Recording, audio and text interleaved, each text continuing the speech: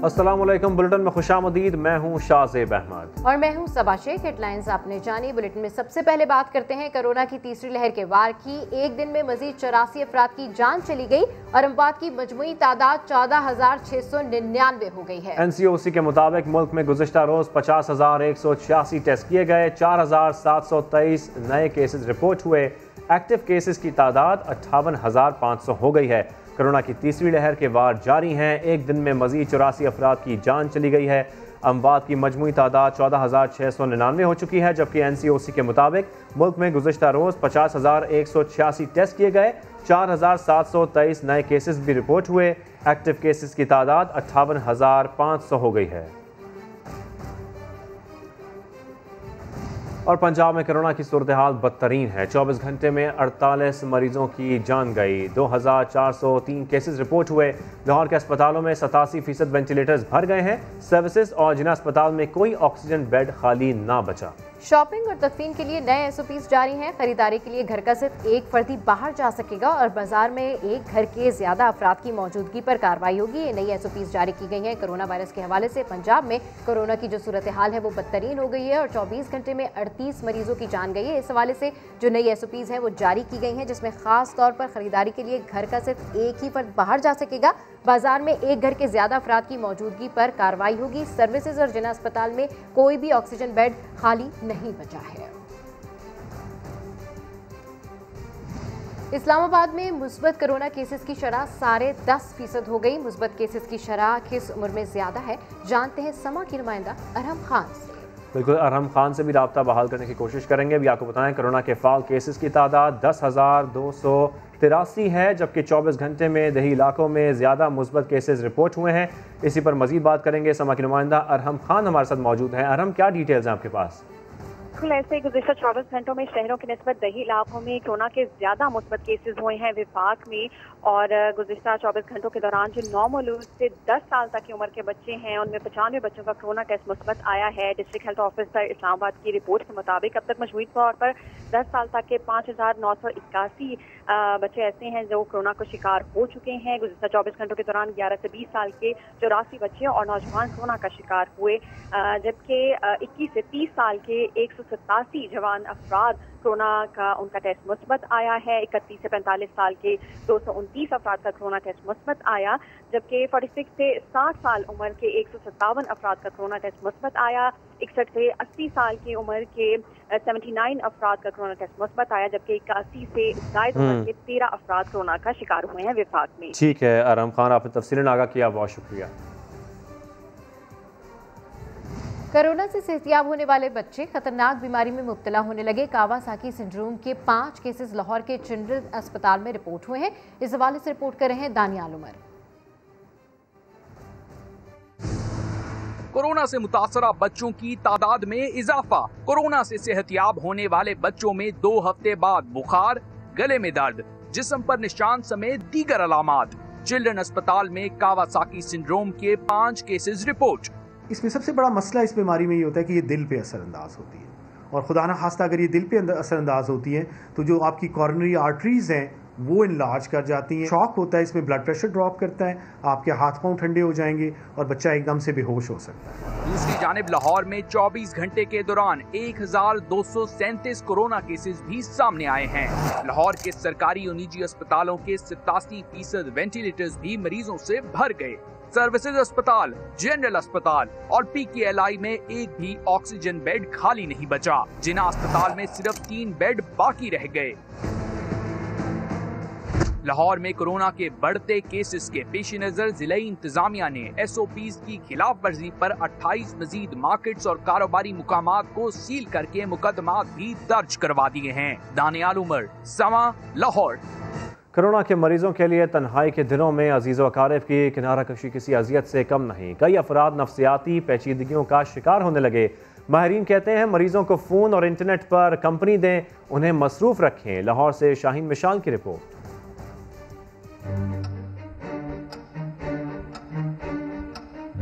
आज मुझे 9वां दिन है, तो मुझे लगता है कि ये 9वां दिन नहीं है, जैसे 9 साल हो गए हैं। क्या तन्हाई बहुत अजियतनाक है। किसी शख्स में कोरोना की तशखीस हो तो इलाज का पहला मरहला होता है तन्हाई इख्तियार करना, और यही तन्हाई बाज़-औक़ात बीमारी से ज्यादा अज़ियतनाक हो जाती है।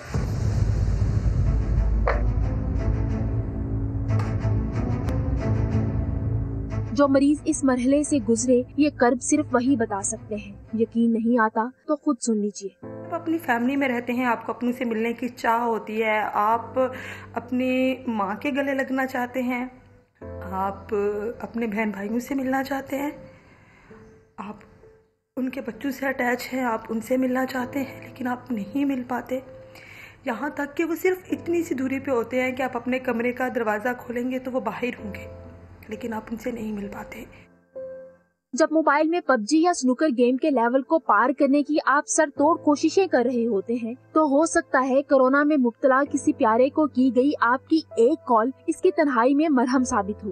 पेशेंट जो है वो अकेलेपन का शिकार होके उसकी रिकवरी स्लो हो जाती है। रादर आप उसको विजिट कर सकते हैं या आप उसके साथ टेलीफोनिक कम्युनिकेशन ही अगर रख लेना तो उसका फ़ायदा ये होता है कि पेशेंट को आप मोटिवेट कर सकते हैं। 60 से 70% उसकी साइकोलॉजिकल इम्यूनिटी इम्प्रूव हो सकती है। माहिरीन नफ्सियात तजवीज़ करते हैं कि कोरोना के मरीजों को मुख्तलिफ तामीरी सरगर्मियों में मसरूफ रखने की भी कोशिश करें, ये इनके इलाज में फायदेमंद होगा। कोरोना के मरीज को खुद से दूर रखें मगर दिल से नहीं, इसीलिए अभी फोन उठाएं, अपने प्यारों को कॉल मिलाएं और उनकी तन्हाई बांटें। कैमरामैन अजहर इकबाल के साथ शाहीन मिशाल, समा, लाहौर। कराची वालों घबराना नहीं है, मामला क्या है देखिए कुछ देर बाद। कोरोना के बढ़ते केसेस, पेशावर में बैनुल सूबाई ट्रांसपोर्ट पर हफ्ता इतवार पाबंदी के अहकामात हवा में उड़ा दिए गए। अड्डों के बाहर गाड़ियों और मुसाफिरों का रश है। मजीद जानते हैं समा के नुमाइंदे शहाबुर रहमान से। जी अपडेट कीजिए शहाबुर रहमान। कोरोना की तीसरी लहर के पेश नज़र सूबाई हुकूमत खैबर पुख्तनख्वा ने बैनुल सूबाई जो ट्रांसपोर्ट है हफ्ता इतवार के रोज़ उन पर पाबंदी लगाई थी, लेकिन जो यहाँ पर अड्डे हैं, अड्डे तो बंद है, लेकिन अड्डे के बाहर जो ट्रांसपोर्टर है उन्होंने इस पाबंदी को हवा में उड़ा दिया। आप देख सकते हैं यहाँ पर जो ट्रांसपोर्टर्स है वो अड्डे के बाहर खड़े हैं और बाकायदा तौर पर इस पाबंदी की खिलाफ वर्जी कर रहे हैं। यहाँ पर लोग SOPs को भी फॉलो नहीं कर रहे। इंतज़ामिया की अगर यहाँ पर हम बात करें तो वो भी इनको रोकने में नाकाम है। पुलिस एहलकारान भी यहाँ पर मौजूद है, लेकिन उसके बावजूद भी जो ट्रांसपोर्टर्स है वो बाकायदा तौर पर यहाँ से सवारियों को उठाकर ले जा रहे हैं, लेकिन इनको रोकने वाला यहाँ पर कोई नहीं है। जी ठीक है शहाबुर रहमान, आपका शुक्रिया। और मुसलमानों रहमतें समेटने के लिए तैयार हो जाओ। रमज़ान मुबारक का पहला रोज़ा 14 अप्रैल को होगा। वफाकी वज़ीर साइंस और टेक्नोलॉजी फवाद चौधरी ने ट्विटर पर पैगाम में कहा कि रमज़ान मुबारक का चांद 13 अप्रैल की शाम लाहौर, इस्लामाबाद और पेशावर समेत कई शहरों में वाज़े तौर पर देखा जा सकेगा और 14 अप्रैल को पहला रोज़ा होगा। आगे बढ़कर आपको बताएं कि वज़ीर-ए-आज़म इमरान खान ने कहा है कि हुकूमत की पॉलिसीज़ का महवर माहौलियाती तब्दीलियों के असरात को कम करना है। पाकिस्तान को मौसमियाती तब्दीली कॉन्फ्रेंस में ना बुलाया जाना हैरानकुन है। पाकिस्तान ने 7 बरसों में माहौलियाती तहफ़्फ़ुज़ का वसी तजर्बा हासिल किया है। वज़ीर-ए-आज़म ने ट्विटर पैगाम में मज़ीद कहा, हमारी पॉलिसी आइंदा नस्लों को साफ सुथरा और सब्ज़ पाकिस्तान के अज़्म के ऐन मुताबिक है। हमारी पॉलिसीज़ को आलमी सतह पर तस्लीम और सराहा गया है। पाकिस्तान अपने तजुर्बे की रोशनी में किसी भी मुल्क की मदद करने के लिए तैयार है। कराची में 5 रोज से जारी हीट वेव का आज सबसे खौफनाक दिन है। कराची का पारा 44 डिग्री तक पहुंच गया है। गर्मी इससे कहीं ज्यादा महसूस की जा रही है। शहर में समुद्री हवा मुकम्मल बंद है। बलूचिस्तान की गर्म रेगिस्तानी हवा से पारा मजीद बढ़ने का इम्कान है। जिना अस्पताल में हीट स्ट्रोक से मुतासरा एक शख्स दाखिल हो गया। महकमा मौसमियात ने कहा है कि हीट वेव का आज आखिरी दिन है, कल से मौसम बेहतर होना शुरू होगा। कराची में पारा 44 डिग्री को छू चुका है। शहरी बिला ज़रूरत घरों से बाहर न निकलें और ज़्यादा से ज़्यादा पानी पिएं। महकमा मौसमियात के मुताबिक समुद्री हवाएं मअतल होने के बायस हब्स की शिद्दत बरकरार है। मजीद जानते हैं समा की नुमाइंदा हुज़ैफा खान से। जी अपडेट कीजिए हुज़ैफा, क्या सूरत हाल है?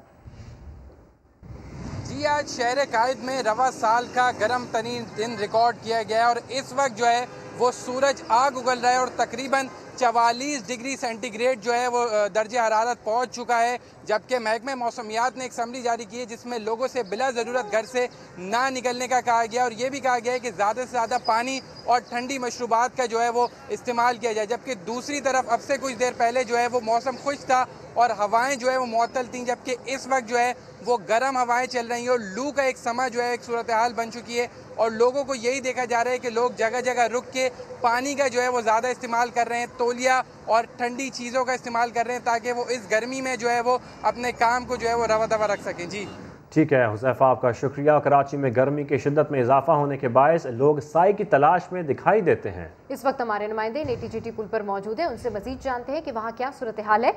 शायान, अपडेट कीजिए, लोग किस तरह से वहाँ पर मौजूद हैं और साई की तलाश में हैं?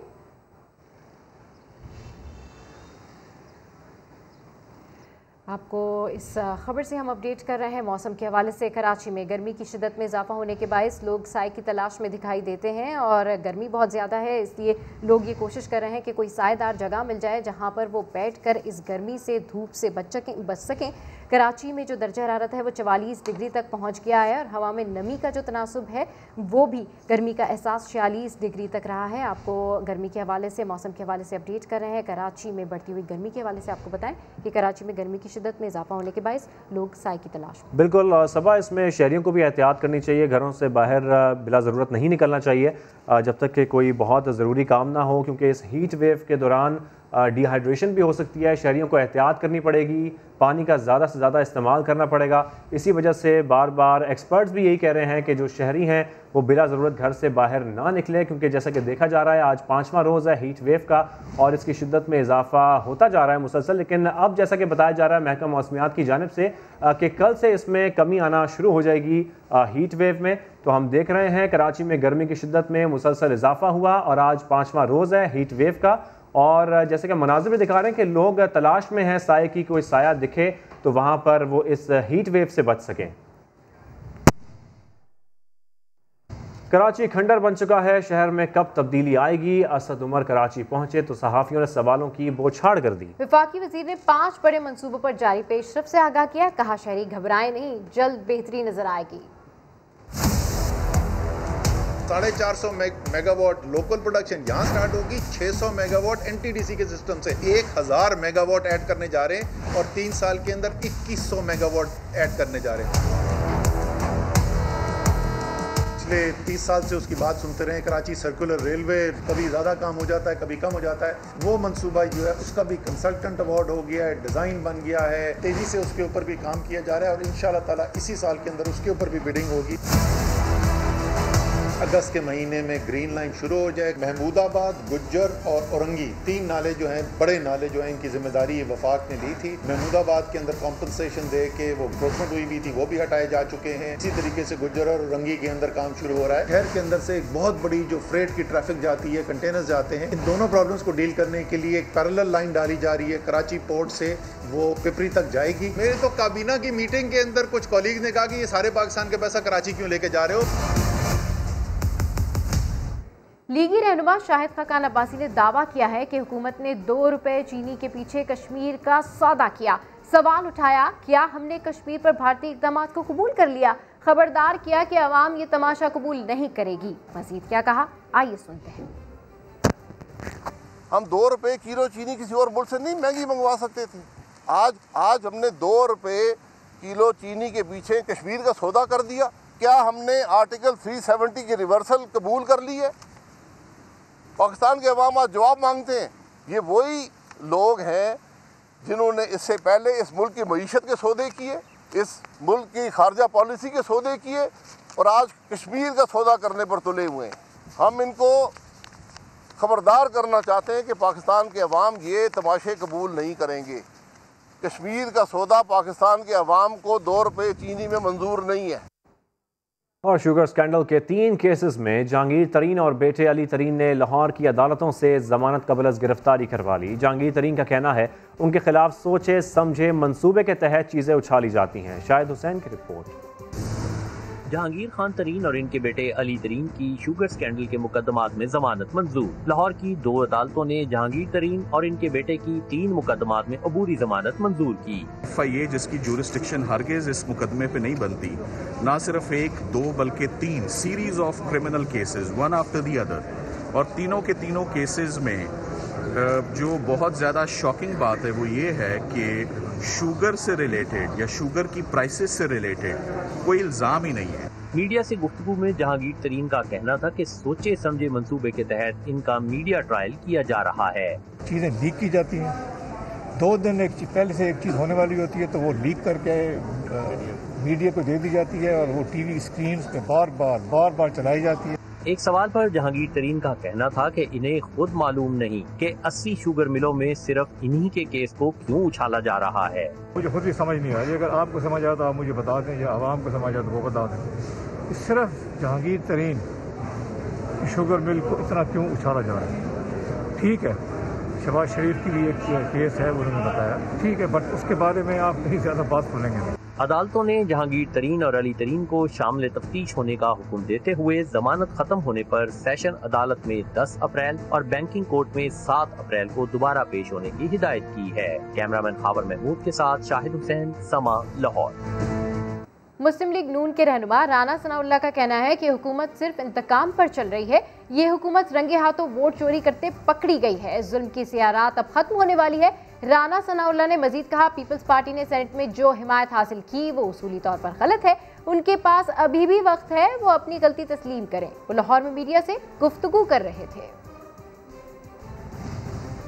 हुकूमत जो है जो कि सिर्फ इंतकाम के ऊपर चल रही है, जो सुप्रीम कोर्ट का फैसला आया है, इस हुकूमत के ताबूत में इंशाअल्लाह आखिरी कील साबित होगा। ये हुकूमत जो है ये रंगे हाथों वोट चोरी करते हुए जो है वो पकड़ी गई है। ये वो लोग हैं जो चोर चोर का शोर मचाते हैं और खुद चोरी करते हैं। लॉन्ग मार्च या इस्तीफे अब होने चाहिए या आगे होने चाहिए, पीपल्स पार्टी की एक राय है। पीपल्स पार्टी ने सेनेट में अपोजिशन लीडर जो हुकूमती इत्तेहाद के वोटों से अपोजिशन लीडरशिप हासिल की है वो गलत है। आज भी पीपल्स पार्टी के पास वक्त है कि वो अपनी इस गलती को तस्लीम करे। ये जुल्म की सियारात जो है ये अब खत्म होने के करीब है और इसकी निशानी ये है कि आज जिस कोर्ट से मैं आया हूँ वहाँ पे जहांगीर तरीन साहब जो हैं वो अपनी जमानत कबल अज़ गिरफ्तारी करवाने के लिए जो है वो बैठे हैं।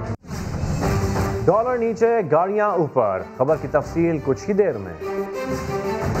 Welcome back. कहां से आए ये लोहे के पुर्जे? कराची में 3 मुख्तलिफ मकामात पर भारी टुकड़े गिरे, लोग खौफजदा हो गए। SSP वेस्ट के मुताबिक जुमे को हारूनाबाद में फैक्ट्री बॉयलर फटा था जिसके टुकड़े मुख्तलिफ मकामात पर गिरे। आसमान से कोई वजनी चीज नहीं गिरी। इस बारे में मजीद जानते समा के नुमाइंदे शाहनवाज अली कादरी से। जी शाहनवाज अली कादरी, अपडेट कीजिए, क्या तस्दीक हुई?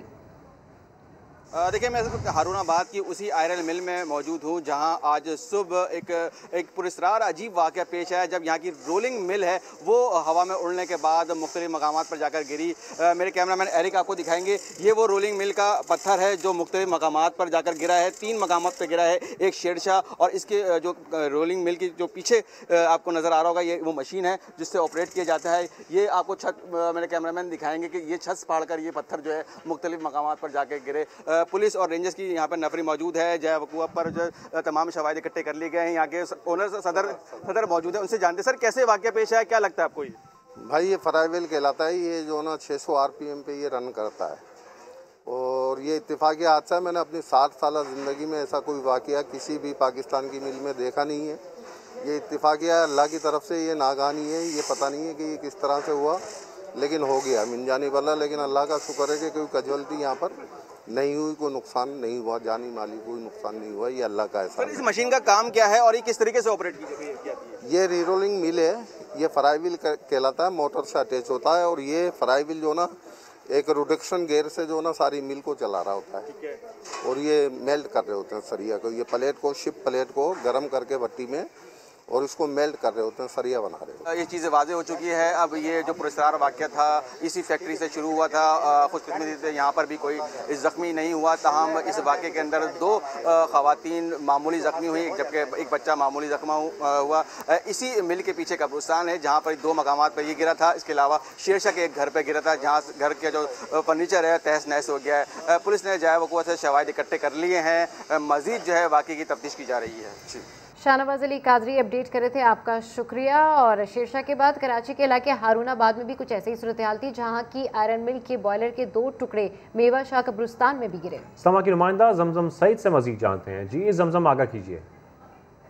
जी बिल्कुल, आज सुबह शहर कायद के 3 मकामात पर एक अनोखा वाकया पेश आया जिसमें भारी जो है वो आनी आलात जो है कराची के शेरशाह के मकाम पर, साथ ही मेवाशाह कब्रिस्तान पर और साइट एरिया में जो है भारी आनी आलात गिरे हैं। और ये आलात मैं अपने कैमरामैन से कहूँगी कि ये मनाजिर आपको समा की टीवी स्क्रीन पर दिखाएं कि ये इतने भारी आलात थे कि इसने ज़मीन को जो है वो फाड़ कर रख दिया है। यहाँ पर एनी शाहिदीन भी हमारे साथ मौजूद है, लेकिन मैं ये कहूँगी कैमरामैन को एक मरतबा फिर से आले को जो है वो फोकस करे कि इस कदर भारी आला खुदा न खास्ता अगर ये किसी शख्स पे गिर जाता तो जानी नुकसान हो सकता था। एनी शाहिदीन मौजूद है, बात करेंगे एक एनी शाहिद से। बताइएगा क्या मनाजिर देखे थे आपने उस वक्त? ये हम यहाँ बैठे हुए थे तकरीबन 10:30 के करीब, तो एकदम से एक जोरदार आवाज़ आया।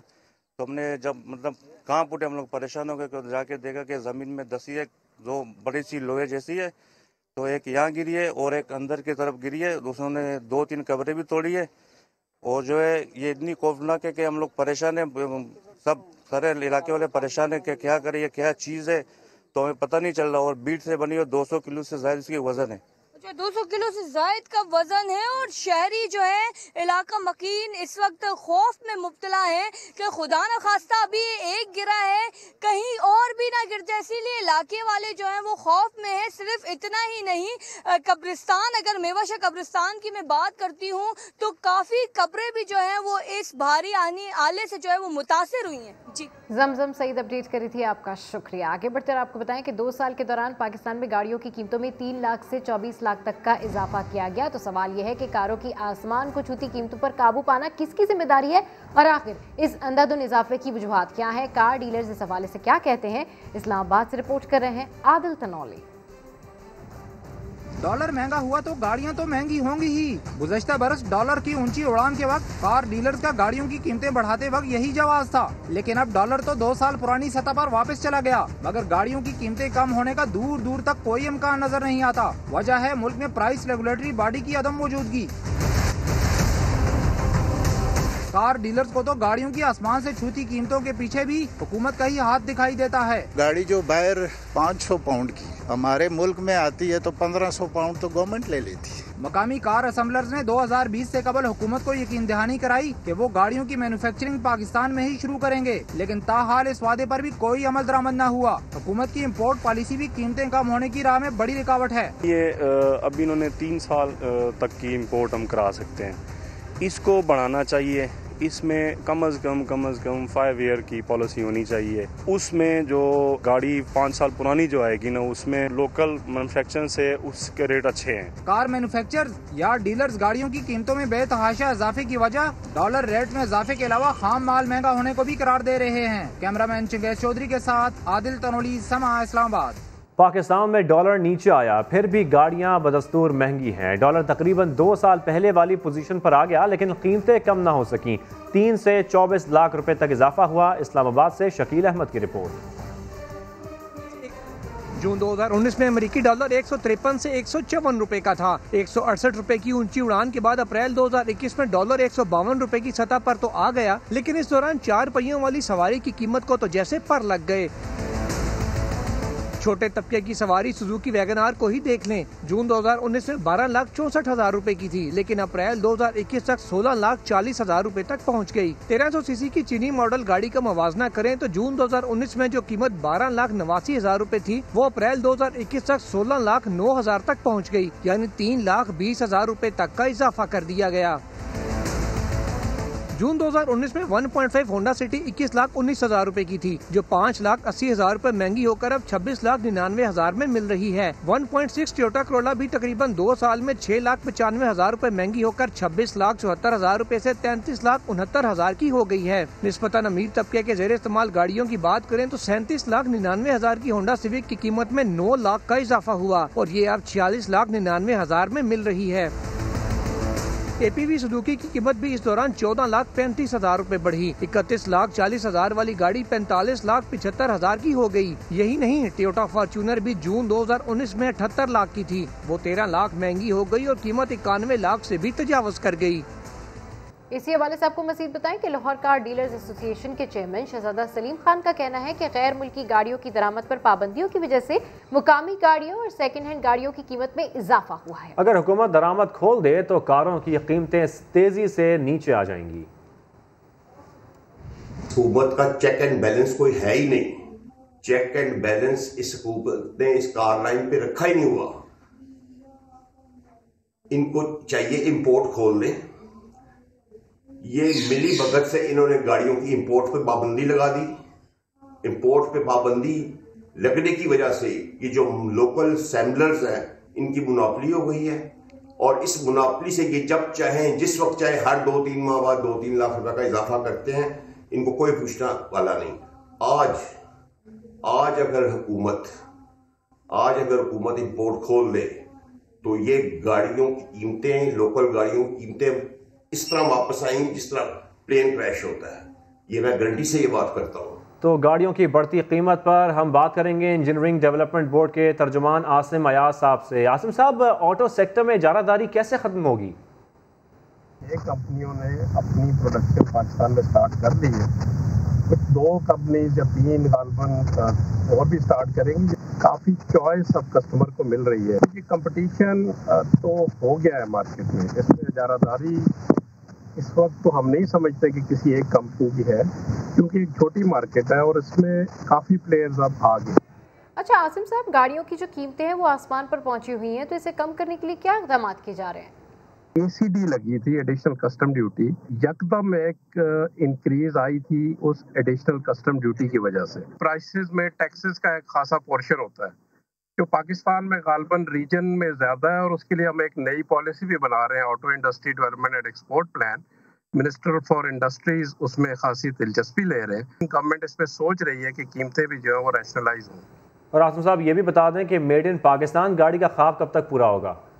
नियर फ्यूचर में मेक इन पाकिस्तान कार का तो शायद मुश्किल नज़र आए, लेकिन उसमें जो कंपोनेंट्स की लोकलाइजेशन है, यानी जितनी ज़्यादा लोकलाइजेशन होगी उतना वो पुर्जा सस्ता पड़ेगा। एक गाड़ी में फ़र्ज़ करें अगर 90% या 80% लोकलाइजेशन है, फ़र्ज़ करें ट्रैक्टर्स और मोटरसाइकिल में लोकलाइजेशन ज़्यादा है तो उनकी कीमतें कम है।